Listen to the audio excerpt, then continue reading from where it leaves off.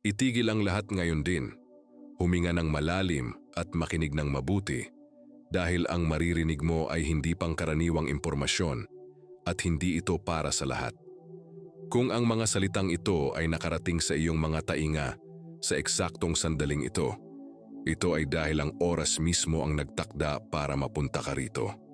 May mabilis na gumagalaw, may makapangyarihan, isang bagay na magbabago sa kung paano mo tinitingnan ang iyong buhay, ang iyong bansa, at ang iyong kinabukasan. Ang susunod na 72 oras ay hindi lamang basta mga araw sa kalendaryo. May dala silang bigat, presyon, enerhiya na matagal nang hindi nararamdaman. Maraming tao ang makakaramdam ng lito, hindi mapakali, emosyonal, o biglang magising nang hindi alam kung bakit. Ngunit narito ka dahil ang iyong panloob na sarili ay handa nang tumanggap ng mensaheng ito. Ito ay apurahan at hindi ito maaaring maghintay dahil kapag lumipas na ang panahong ito, ang mga bagay ay hindi na babalik sa dati. Hindi ka nakikinig ng hindi sinasadya. Hindi ka basta-basta nag-scroll, ginabayan ka rito. Sa milyon-milyong tao, isa ka sa iilan na nakaramdam ng paghila kahit na hindi mo ito maipaliwanag sa mga salita. May kung anong bagay sa loob mo na nakilala ang mensaheng ito bago pa man ito maintindihan ng iyong isipan, alam na ng iyong puso. Tumugon ang iyong kaluluwa sa tawag.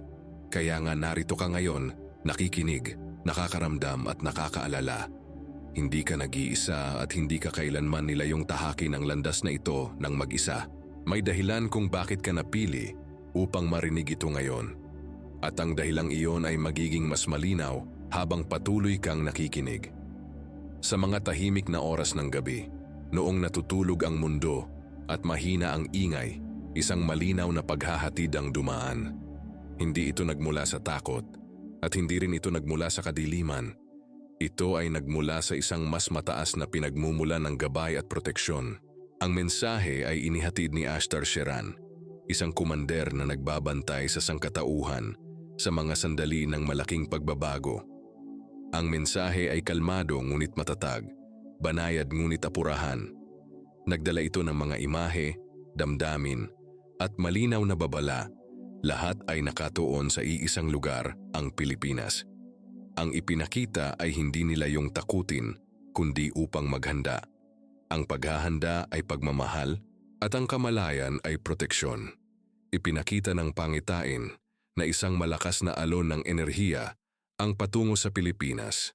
Hindi ito isang pisikal na bagyo na makikita mo sa balita. Ito ay isang di nakikitang alon na gawa sa dalas at liwanag na dumadampi sa lupa, dagat at mga tao. Ang ilan ay makakaranas ng biglaang pagbabago sa pagtulog, matingkad na mga panaginip o matinding emosyon na lumilitaw ng walang malinaw na dahilan. Ang iba naman ay makakaramdam ng matinding pangangailangang magnilay-nilay, magpatawad o makipag-ugnayan muli sa pamilya at pananampalataya. Ang enerhiyang ito ay nagpapagana ng mga kodigo ng liwanag na matagal nang nananatili sa loob ng mga tao. Ang mga kodigo na ito ay gumigising sa memorya, layunin at panloob na lakas. Ang lupa mismo ay tumutugon na parang ang lupa, ang mga bundok at ang mga tubig ay naaalala ang isang bagay na sinauna at makapangyarihan. Ang sandaling ito ay matagal nang pinlano at ngayon ay nagaganap na ito. Bago lumalim pa, huminto sandali at kumilos. Ibahagi ang mensaheng ito sa mga group chat ng iyong pamilya at sa mga taong mahal mo. Huwag itong itago sa iyong sarili. Isulat ang iyong pangalan at ang iyong lungsod sa mga komento at mag-iwan ng mensahe ng pagmamahal at kapayapaan. Sa paggawa nito, ikinukonekta mo ang iyong enerhiya sa iba na nagigising din. At mag-subscribe sa channel ngayon dahil ang mga mensaheng ito ay nilalayong maabot ang bawat manggagawa ng liwanag, bawat naghahanap, bawat kaluluwa na nakakaramdam na may darating na isang malaking bagay at gustong maging handa. Hindi basta-basta ang Pilipinas sa kwentong ito.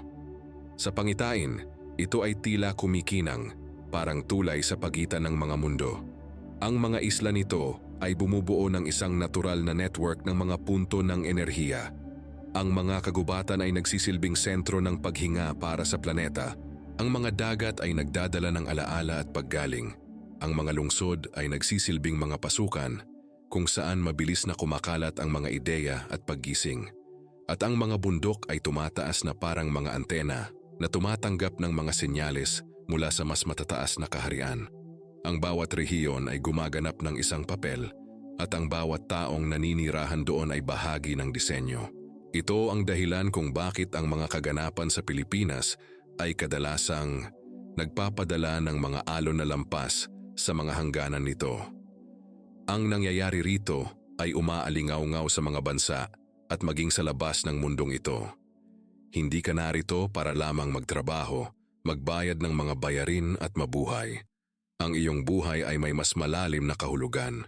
Ikaw ay bahagi ng isang mas dakilang plano na higit pa sa isang buhay. Ang iyong katawan ay may taglay na sinaunang karunungan sa iyong dugo at mga buto. Ang iyong DNA ay may hawak na mga star code na ngayon ay dahan-dahang pinapagana ng papasok na enerhiyang ito. Maaari mong maramdaman na tinatawag kang maging mas mabait, mas matapang, mas tapat o mas matiyaga. Maaari kang maramdaman na natutulak na bitawan ang takot at dating sakit. Hindi ito kahinaan. Ito ay paggising. Ang iyong misyon ay simple ngunit makapangyarihan. Panatilihing malakas ang iyong pananampalataya. Itaas ang iyong vibration sa pamamagitan ng pagmamahal at pasasalamat. At maging isang mahinahong ilaw kapag ang iba ay nakakaramdam ng pagkawala o takot. Habang naabot ng pangitain ang tugatog nito, ang mapa ng enerhiya ng daigdig ay nagliwanag at ang Pilipinas ay nagningning ng mas maliwanag kaysa dati. Isang ginintuang liwanag ang kumalat palabas, nakikita kahit mula sa kalawakan. Ang mga linya ng koneksyon ay umabot patungo sa mga bituin na nagpapakita ng kooperasyon at gabay mula sa mga maunlad na kabihasnan na matagal nang nagmamasid sa sangkatauhan. Nagtatapos na ang panahon ng pag-iisa, malapit na ang panahon ng tahimik na pakikipag-ugnayan. Ang susunod na darating ay hahamon sa mga lumang paniniwala, ngunit magdadala rin ng pag-asa na higit pa sa imahinasyon. Buhay ka sa panahong ito dahil nakatadhana kang masaksihan ang pagbabagong ito, upang manatiling matatag at upang tulungan ang iba na malampasan ito. Ingatan mo ang mensaheng ito. Tandaan na ikaw ay pinili, pinoprotektahan at ginagabayan. Manatiling presente, manatiling mapagmahal at manatiling mulat. Simula pa lamang ito at marami pang iba ang ihahayag sa lalong madaling panahon. Habang patuloy na lumalapit ang enerhiya, maraming palatandaan ang magsisimulang lumitaw. Sa mga simpleng pang-araw-araw na sandali, maaaring mapansin ng mga tao ang biglaang mga isyu sa kuryente, kakaibang mga tunog mula sa kalangitan, o teknolohiyang kumikilos sa kakaibang paraan ng walang malinaw na dahilan. Hindi ito mga aksidente. Yung mga ito ay mga epekto ng isang pagbabago na higit pa sa mga makina at sistema.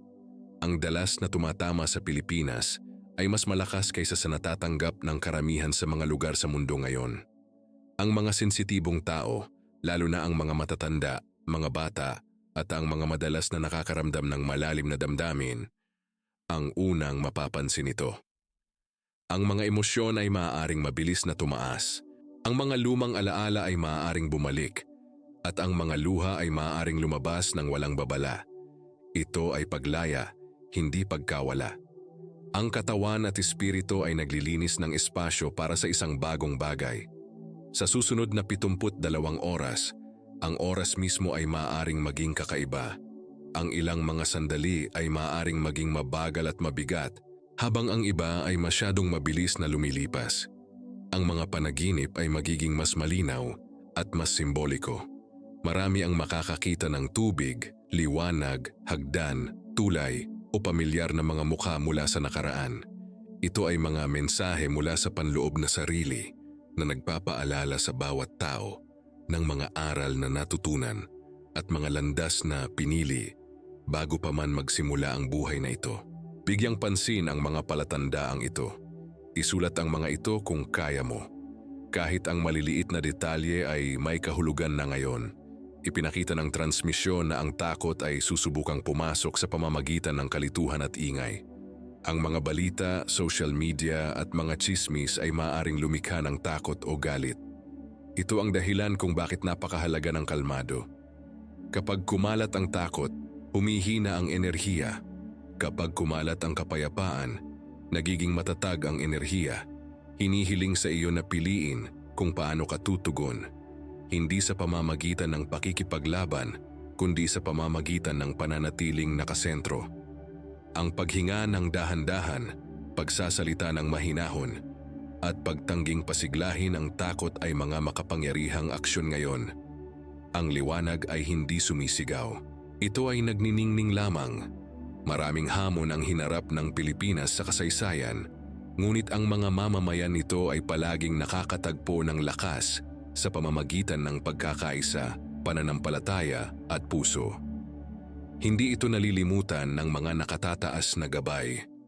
Sa pangitain, ang mga pamilyang sama-samang nananalangin, ang mga kapitbahay na nagtutulungan, at ang mga estranghero na nagbabahagi ng pagkain ay lumikha ng mga pananggalang na larangan ng liwanag sa mga komunidad.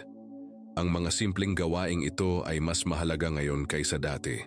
Kahit ang isang mabait na mensahe o tahimik na panalangin ay maaaring magbago ng enerhiya sa mga paraang hindi mo nakikita ngunit nararamdaman. Maaaring magtanong ang ilan kung ano nga ba ang eksaktong mangyayari.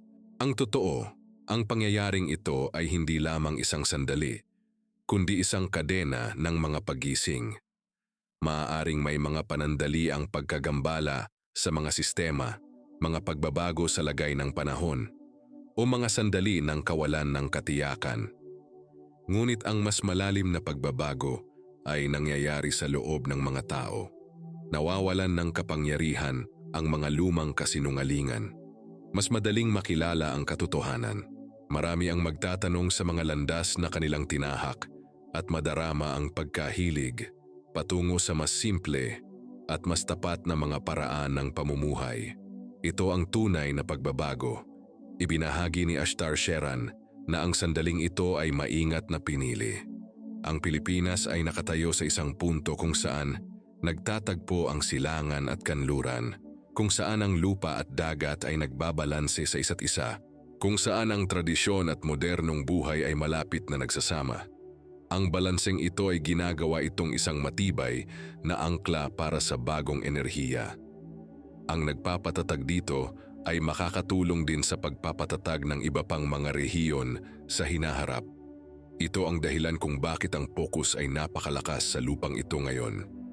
Maaari kang makaramdam ng biglaang pagnanais na protektahan ang kalikasan, linisin ang iyong espasyo o makipag-ugnayan muli sa mga espiritual na gawain na iyong iniwan noon.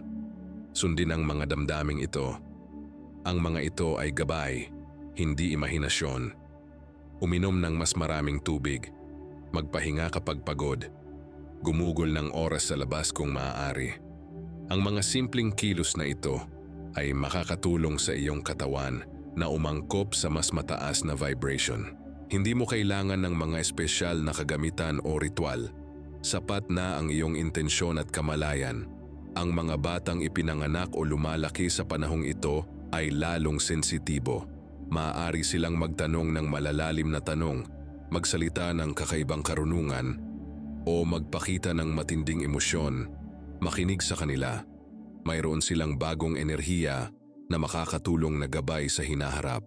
Tratuhin ang kanilang mga salita ng may paggalang, kahit na parang simple lang ang mga ito. Kadalasan, ang katotohanan ay dumarating sa simpleng anyo. Ipinakita rin sa pangitain ang maraming tao na nasa sangandaan ng kanilang buhay. Ang mga desisyon tungkol sa trabaho, mga relasyon at direksyon ay magiging mas apurahan. Ito ay dahil ang mga pagkaantala ay hindi na nagsisilbing paglago. Kung ang isang bagay ay tila mabigat at nakakapagod, maaaring panahon na para bitawan ito. Kung ang isang bagay ay tila magaan at makabuluhan, nararapat itong bigyan ng pansin. Magtiwala sa mga damdaming ito. Ang iyong panloob na kompas ay nagiging mas malinaw. Maaari mong mapansin ang paulit-ulit na mga numero, mga pamilyar na kanta na tumutugtog sa tamang sandali, o mga hindi inaasahang mensahe na dumarating ng eksakto kung kinakailangan. Ito ay mga palatandaan ng pagkakahanay. Ipinapaalala nito sa iyo na sinusuportahan ka. Kahit na pakiramdam mo ay nag-iisa ka paminsan-minsan, malapit pa rin ang gabay. Kausapin ito sa sarili mong paraan. Ang katahimikan ay isa ring uri ng komunikasyon. Malaki ang magiging papel ng komunidad sa mga darating na araw. Ang pag-iisa ay nagpapahina ng enerhiya, habang ang koneksyon ay nagpapalakas nito. Makipag-ugnayan sa isang taong pinagkakatiwalaan mo. Ibahagi ang iyong nararamdaman. Makinig ng walang paghuhusga. Ang palitang ito ay lumilikha ng balanse. Tandaan, hindi mo kailangang kumbinsihin ang sinuman sa anumang bagay. Mamuhay lamang ng mahinahon sa iyong katotohanan. Mararamdaman ito ng iba ng walang salita. Habang lumilipas ang mga oras, ang liwanag sa paligid ng Pilipinas ay patuloy na lalago. Hindi ito bumubulag o magpapahina. Ito ay magpapainit tulad ng pagsikat ng araw pagkatapos ng mahabang gabi. Ang mga handa ay makakaramdam ng pagbabalik ng pag-asa kahit na walang malinaw na dahilan. Ang mga lumalaban ay maaaring makaramdam ng pagkailang. Ang parehong reaksyon ay bahagi ng proseso. Walang sino man ang pinaparusahan. Lahat ay inaanyayahan na lumago. Manatiling matatag. Panatilihing bukas ang iyong puso. Manatiling presente. Ang mensaheng ito ay nagpapatuloy dahil ang nangyayari ay hindi maaaring madaliin at dapat mong tahakin ito ng paunti-unti, mulat nakabatay sa pundasyon at handa para sa susunod na mangyayari. Habang papalapit ang huling yugto ng paglalahad na ito, ang enerhiya ay nagiging mas nakapokus at mas personal. Ang dating nararamdaman lamang sa likuran ay nagiging pangunahing bahagi na ngayon ng pang-araw-araw na buhay. Ang maliliit na pagpili ay nagsisimulang maging mas mahalaga. Ang mga salita ay nagdadala ng dagdag na bigat. Ang mga kaisipan ay humuhubog ng mga emosyon ng mas mabilis kaysa dati. Ito ay dahil ang espasyo sa pagitan ng intensyon at resulta ay nagiging mas maikli. Maraming tao ang mapapansin na kapag nag-iisip sila ng may takot, ang kakulangan sa ginhawa ay mabilis na sumusunod. At kapag nag-isip sila ng may pagmamahal, ang ginhawa ay dumarating ng kasing bilis. Hindi ito nagkataon lamang. Ito ay pagsasanay. Ang sangkatauhan ay natututo ng responsibilidad kaysa sa mga panloob na mundo. Sa transmisyon, binigyang diin ni Ashtar Sheran na ang susunod na 72 oras ay isang pintuan. Hindi lahat ay lalakad dito sa parehong paraan. Ang ilan ay susulong ng may kamalayan. Ang iba ay hihinto o tatalikod. Walang paghatol dito. Ang bawat kaluluwa ay gumagalaw sa sarili nitong bilis. Ngunit ang mga pumipili ng kamalayan ngayon ay magiging mas magaan ang pakiramdam kalaunan. Mas madali silang makakaangkop habang nagpapatuloy ang mga pagbabago lampas sa mga araw na ito. Ang kamalayan ng susi na nagbubukas ng kalmado, mayroon ding malinaw na paalala na walang panlabas na puwersa ang narito upang iligtas o sirain ang sangkatauhan. Ang tunay na kapangyarihan ay palaging nasa loob ng mga tao.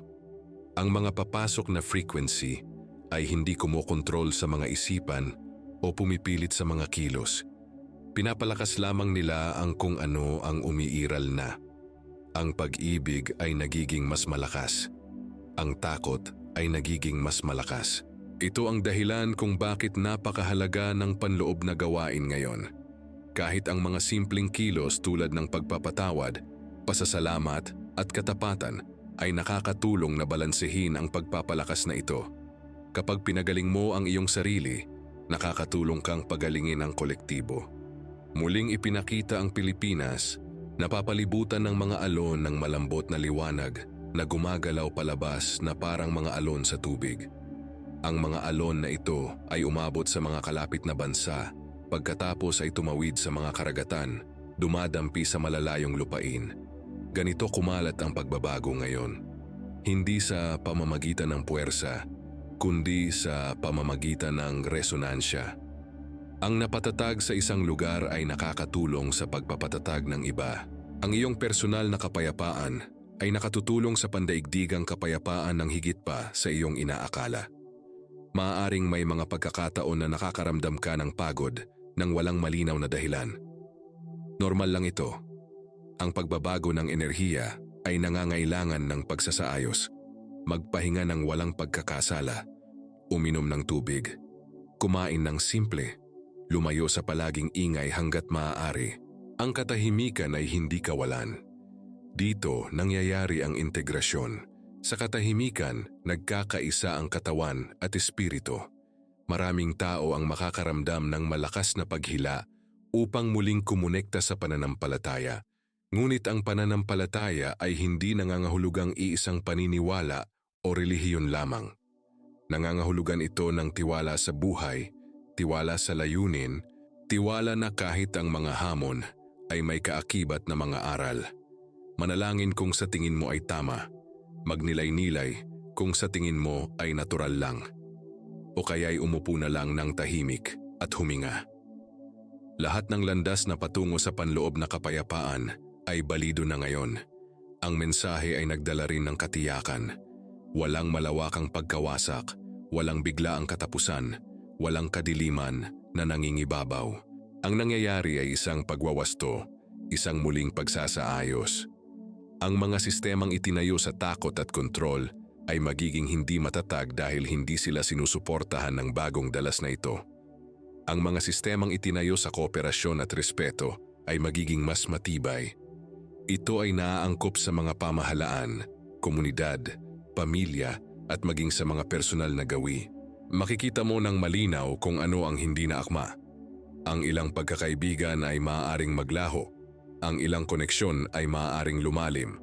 Maaari itong maging emosyonal, ngunit ito ay bahagi ng pagkakahanay. Natutuklasan ng mga tao kung saan sila tunay na nabibilang. Magpakawala ng walang galit. Magpasalamat sa kung ano ang ibinahagi. Ang espasyo ay nagbibigay daan sa paglago para sa lahat ng kasangkot. Habang nagsisimulang magsara ang pinto, marami ang makakaramdam ng tahimik na pagkaalam. Hindi pananabik, hindi takot, kundi kalinawan. Isang pakiramdam na may mahalagang bagay na nagbago, kahit na hindi ito maipaliwanag. Ito ang tanda ng tunay na pagbabago. Mabilis na kumukupas ang malalakas na pangyayari.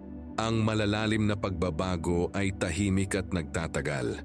Muli, hinihikayat kang manatiling konektado. Ibahagi ang mensaheng ito. Isulat ang iyong pangalan at lungsod. Ipadala ang pagmamahal sa iba. Ang mga kilos na ito ay hindi lamang simboliko.